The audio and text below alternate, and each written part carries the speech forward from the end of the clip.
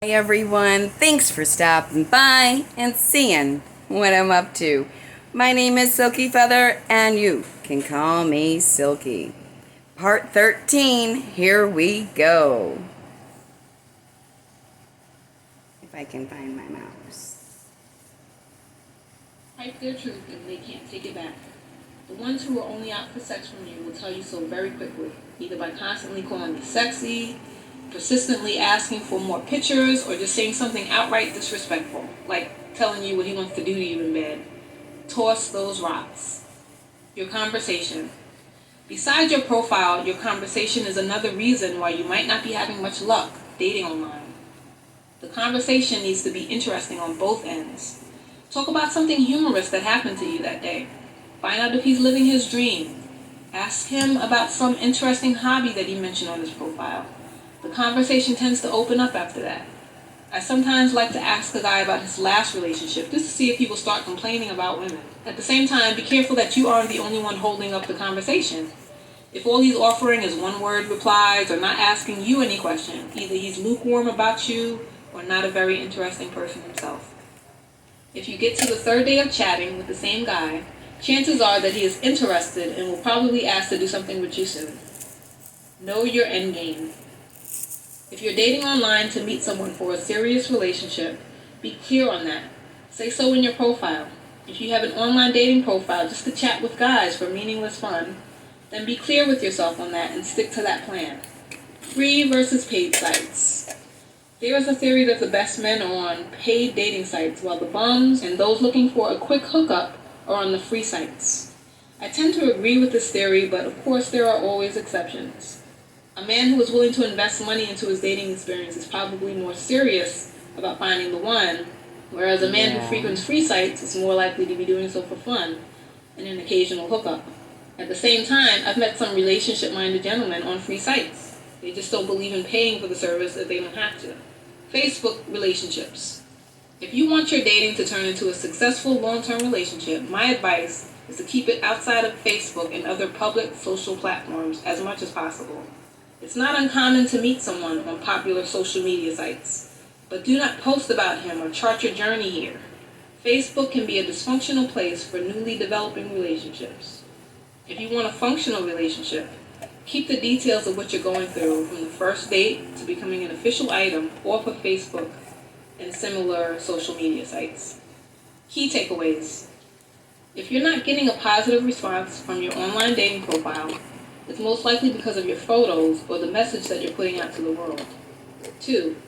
Keep your online dating profile succinct and add a little humor when possible. 3.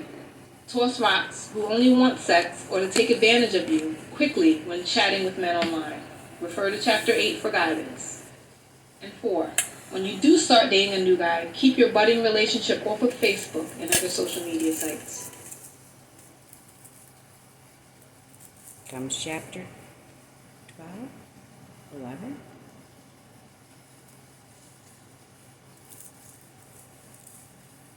Chapter 12. Getting over being dumped. Getting dumped happens, even when you've done everything right.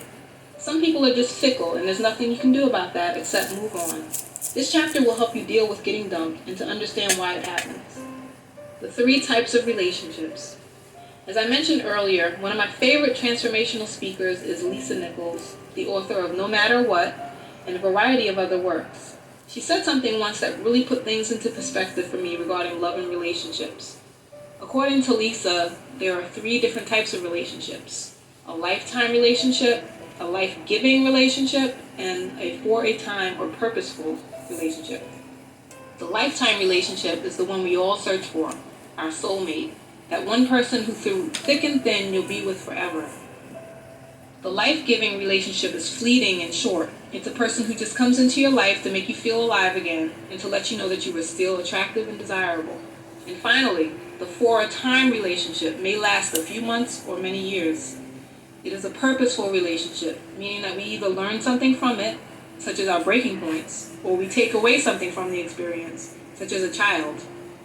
But unfortunately, this type of relationship isn't meant to last forever. Unfortunately, most people are in for-a-time relationships but don't really know it. They are holding on to the relationship because they are afraid of being alone and don't feel like starting again. But they are only delaying the inevitable. They are not meant to be with that person for a lifetime. Keep these 3 different types of relationships in mind as you navigate the dating scene. Understand that you might meet a great guy who gives you everything that you want at the time, but that doesn't necessarily mean that you are soulmates who are meant to be together forever. Don't be afraid to move on when it's time to eventually find that lifetime mate. The sooner the better. Breakups are harder on women, but only for a short time. I believe that getting dumped is hardest on a woman, at least for a period of time.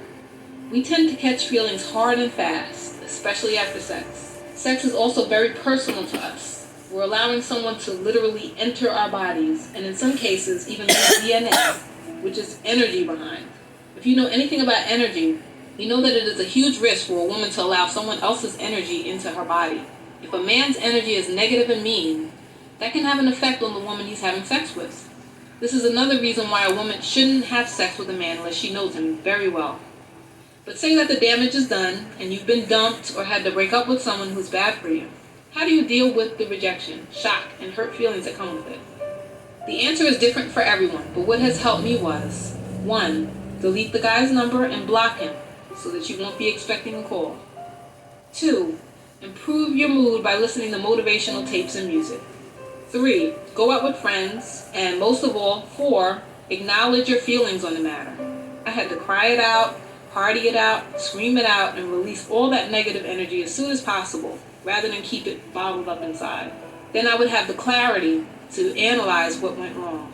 That's important, or else you'll just keep doing the same thing over and over with new guys. Another solution is to talk to someone new. Have a backup guy to chat with, even if he's just an online friend. You'd be surprised at how quickly you forget about a guy when another interested guy emails you just to say, hey. The plus side of being dumped as a woman is that women tend to get over a dumping more quickly than men. And when we do get over a guy, we really get over him. We can't even understand why we ever dated him in the first place. Once you're finally there, it takes some time. Stand up, move forward, surround yourself with positivity, and vow to never allow that type of negativity and pain back into your life ever again. Tips to occupy your time and mind with something other than finding a man. When you're obsessed with the idea of finding a new man, it tends to bring you more drama and despair than anything. You have to occupy your mind and time with other things in life. Start a business or pursue your dream. One way to get your mind off of men is to start a small business on the side. Find something you're talented at and invest some of your time and wages in it. Spend your evenings alone after work, refining your business plan rather than feeling sorry for yourself and thinking about the lack of a man in your life. Keep a positive mindset to attract good people in your life. Again, see Chapter 9 on the Law of Attraction. Travel. Another option to consider is traveling outside of the country to experience a wider selection of men. In my opinion, all men have the same general hierarchy of values, but it seems that men from some other countries tend to be more romantic and traditional, at least in my experience. Visit a foreign country of your choice, look good, feel good about yourself, and get a fresh perspective. If you meet someone you like, test out the newfound knowledge that you gained from this book. No sex until you have a bond. At the very least, it could give you a self-esteem boost and help you reaffirm your power as a woman. Experiencing different people, places, and things can change your perspective about a lot of things. Key takeaways. Some relationships are for a time to meet a purpose. Some are short and fleeting to give you a boost, and others are for a lifetime. Know the difference. 2. Get over a breakup quickly by occupying your mind with something else you love. Remember that women may have a harder time with breakups at first, but only for a little while. We tend to be more resilient. 3. Consider traveling the world. Be safe and smart, of course, if possible, to get a fresh, new perspective on life and men.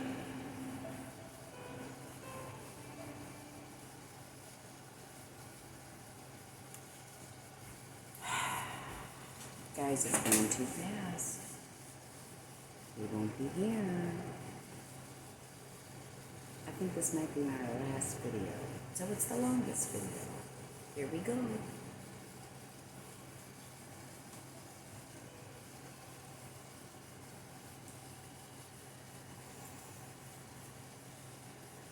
Chapter 13. Where I Went Wrong. Back in Chapter 2, my story, I gave the stories of 3 men who basically dumped me. If you'll notice, there is one common thread to my stories: having sex way too soon. Sex changes everything. You can probably relate to that. Sex is complicated. For men, it is just an act, a release, nothing special. For women, it's more. You're giving up something precious and allowing a man to invade your territory. That's why it's not a wise idea to have sex with a man until you become his friend first and confirm that he's into you as a person, not just an object to be used. Another mistake I made was being too eager and willing with them. I was afraid to be judged as an angry or bitter woman, so I played the role of a more quiet and submissive woman instead. That just gave each of them permission to walk all over me. So as promised, I will go over these 3 relationships in detail again, go back to chapter 2, and tell you exactly where I went wrong. The young, sex-obsessed guy. If you remember, the young guy I dated dumped me shortly after having sex with me. The first mistake I made in the situation was dating a guy who was way too young and immature for me. We were in 2 different places mentally, and he wasn't even a good catch.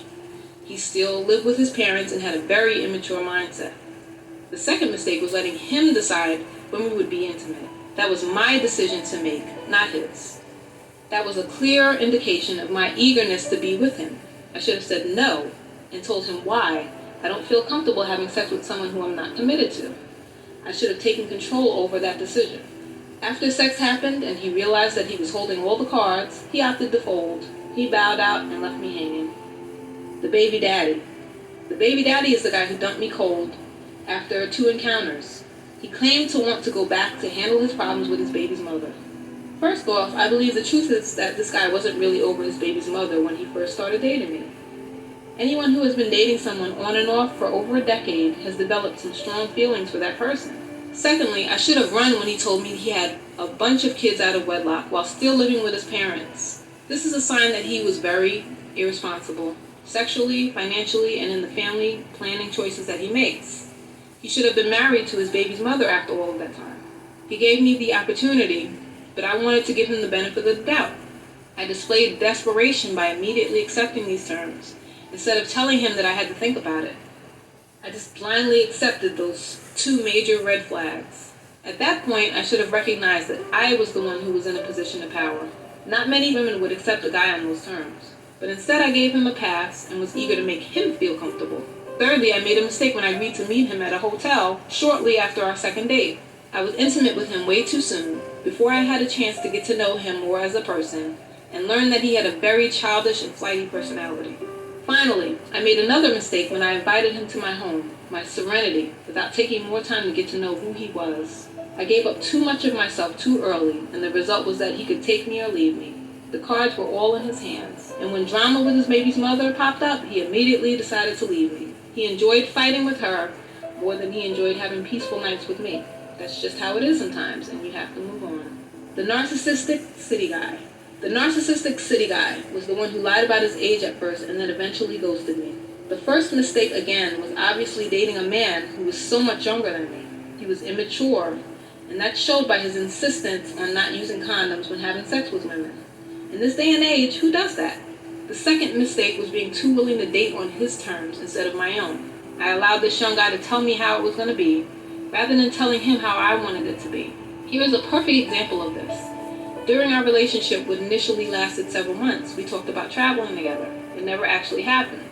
Then when we reconnected, not long after the breakup, I learned that he had just gone on a beautiful vacation with some girl who he had just met. Now, what was it about the girl that made him act on planning a vacation, but for me it was only a conversation? I believe it was that I was afraid to demand what I wanted, and she wasn't. Another point worth noting, this guy admitted to me one day that he wished I would be more passionate, throw things at him, and fight with him. I was very confused. I thought, don't guys want peace and calm in their life? Apparently not. The young, silly ones want drama and passion more than peace. So in summary, my mistake here was dating an immature guy and being afraid to express myself more. I needed to put my foot down with him on a number of issues. He lost interest and moved on. All in all, after some time, I had to admit myself that the problem wasn't with them. The real problem was that I was very irresponsible in many of the decisions that I made and in my choices in men. I also wasn't strong enough in my convictions and in telling them what I wanted. Today, I'm at that point where I ask myself, what did I ever see in these guys in the first place? But I'm thankful for the lessons nonetheless.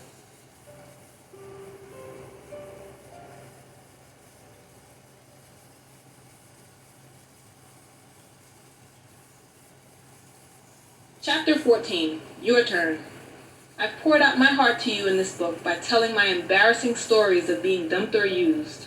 Now it's your turn to do the same, only just to yourself. You know the saying, those who don't learn from history are doomed to repeat it. Well, that doesn't just apply to World War I. It also applies to your relationships with other people, especially men.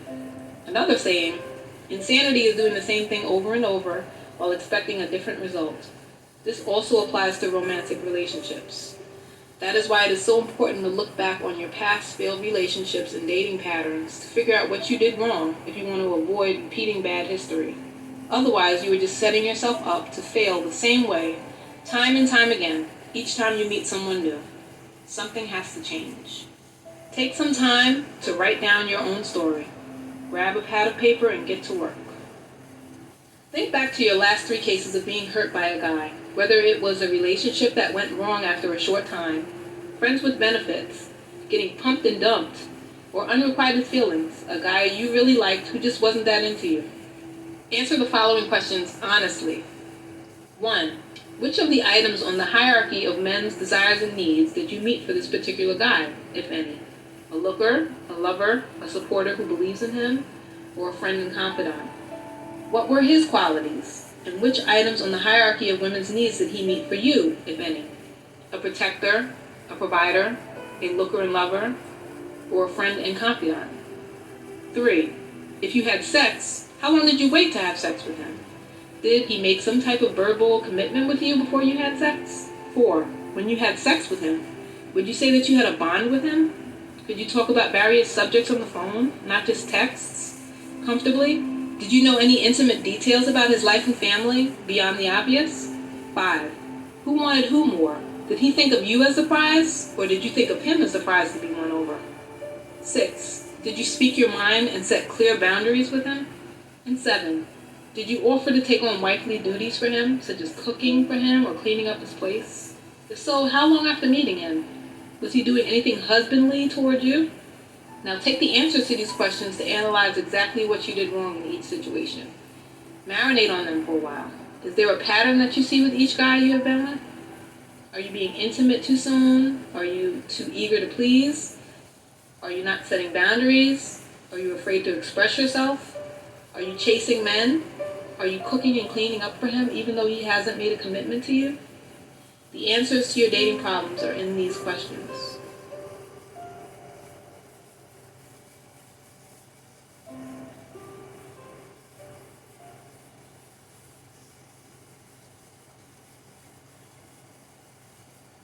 Chapter 15. Get excited. Aren't you excited by the information you just read in this book?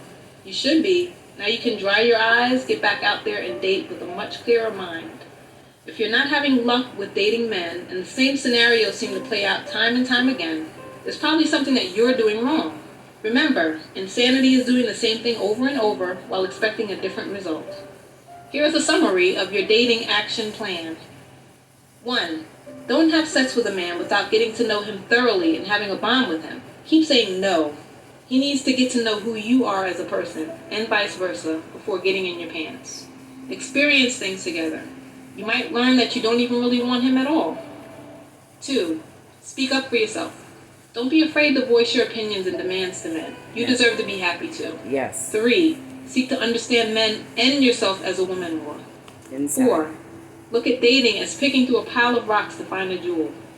Toss the rocks over your shoulder and out of your life as quickly as you identify them. Avoid those smooth pebbles too. 5. Occupy your time and mind with other things while you're dating. Don't let men overtake your thoughts. 6. Listen to motivational tapes and books about living a better life. This is a great way to occupy your mind too. 7. Work on developing true self-love. How can you expect a man to love you if you don't even love yourself? Right. 8. Use the law of attraction in your life. Think and talk about what you want rather than what you don't want. Most of all, now that you have this new knowledge, use it. Date to have fun. Change up your approach. Maybe instead of being extra polite and chatty with a guy, be a little more brief and honest when you reply to his questions. Tell him immediately when he does or says something that you don't like, instead of just nodding your head and acting like it doesn't bother you. When he asks if you are dating other people, instead of saying, well, not really, boldly tell him yes. I've met a couple of really great guys. Instead of being an easy target with a red X on your chest, be a challenge. Be consistent and strong in your convictions. You may be surprised at the results. Keep love in your heart. Remind yourself daily to keep love in your heart. No matter how many douchey, selfish guys you have the misfortune of meeting, keep focusing on that one great guy for you. If that's what you really want, keep imaging him in your mind. He's out there and you're attracting him to you every day. I changed my negative viewpoint about men into thoughts of how many great guys there are out there. The results? My options have increased significantly. I talk to plenty of decent guys, and I decide if they stick around or go, which is very powerful. Fools rush in. I have a theory that the internet age has turned us into very impatient people. We rush into everything: dating, sex, and relationships. We want to date, have sex, and become a guy's girlfriend in the span of 3 months. Unfortunately, it doesn't always work out that way. The fact is that the dating to relationship process may take longer than that. The process of bonding with a guy and securing his full attention and affection, and vice versa, takes time. So again, try to understand that dating should be more of a marathon than a race to the finish line. Finding one man made just for you takes time. Though we live in an instant world, that whole bit doesn't apply if your goal is to build a healthy, long-term romantic relationship with someone. Action plan. After reading this guide, which is jam-packed with all sorts of revelations for you to consider in your relationships with men, you may feel a bit overwhelmed. You may be wondering where to start. Here is a simple action plan if you want a real healthy relationship with a man. The timeline is completely up to you. 1. Ask yourself this simple question honestly. Am I really ready for and open to having a serious relationship with a man at this time in my life? You need to ponder if you really want a relationship and for what reasons. If yes, proceed to step 2. If no, take your time, spend some more time with yourself, explore, enjoy your freedom, and have some fun in life. 2. Identify your weaknesses and address each one openly. You can do this with a trusted friend, a therapist, or just yourself in quiet moments. You must rid yourself of negative thoughts and beliefs about your worth as a woman before you can be open to letting an awesome man into your life. You need to exude unbreakable confidence. 3. Envision the man that you want in your life. Put him together piece by piece, from his looks to the way he laughs, to his sense of humor, his kindness, his dedication, his ability to provide, and even the way he kisses you in the morning before going to work. Picture it all in your mind. See it. Keep those images there day after day, and don't let them go until he materializes in your life. Picture him every morning. Make a place for him in the bed next to you. It may help to create a vision board so that you can remember all these attributes you want in this man. Be sure that you're asking for the right things, not just superficial things for the wrong reasons. 4. Live your life. Meet new guys, maintaining that picture of the ideal man for you in your mind. Say no to sex until you have developed a bond. Be confident and demand exactly what you want in your dating relationships as well as your life. And 5. Accept your ideal mate into your life. Also, start to ask yourself these questions each time you are faced with a decision about a man, or anything in life really. How is this benefiting me? Is this going to hurt or help me? Will I feel good about myself? Am I dating this guy for my sake or for someone else's sake, such as a parent or peer pressure? And am I happy? Love can and will happen for you.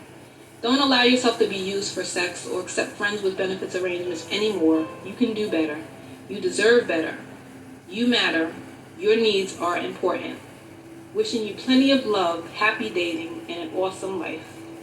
If you enjoyed this book or have used it to make a positive change in your life, I'd love to hear your story. Please send your review or experience to Lynn at lethimchaseyou.com. It may be published on my website or blog. Thank you. That was the finishing of Let Him Chase You.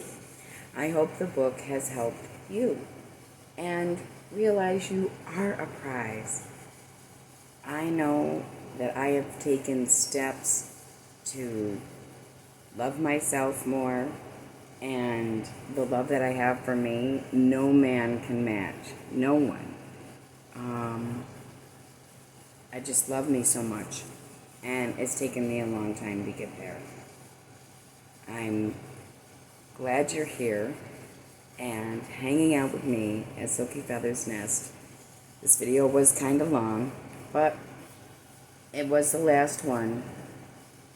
This is Silky Feather signing off. Be kind to one another. Bye-bye.